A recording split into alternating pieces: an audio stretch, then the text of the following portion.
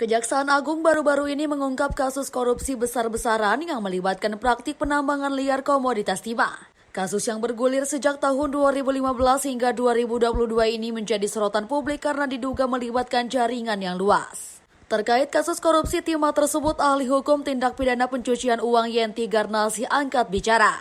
Ia menegaskan adanya indikasi kuat bahwa ada pihak yang melindungi para tersangka dalam kasus tersebut.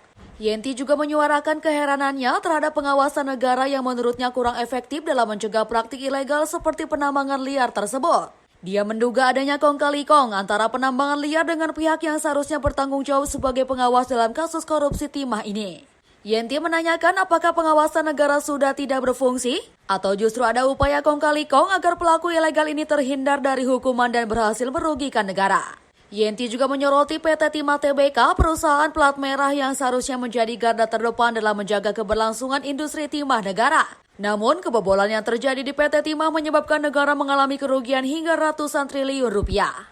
Berikutnya, Yenti menegaskan perlunya melakukan evaluasi terhadap sistem pengawasan negara.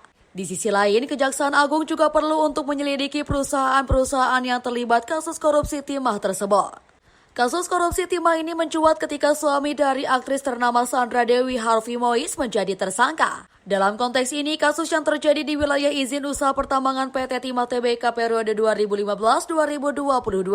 Dugaan sementara Harvey berperan sebagai perpanjangan tangan dari PT RBT dan terlibat dalam praktik pertambangan liar di wilayah perusahaan. Sebelumnya, Direktur Penyidikan Jampibdus Kejagung Kuntadi menjelaskan dugaan keterlibatan Harvey bersama ex-direktur utama PT Timah Mohtar Riza Fahlevi Tabrani alias RS. Dalam kegiatan pertambangan liar ini telah menjadi perhatian serius Kejaksaan Agung.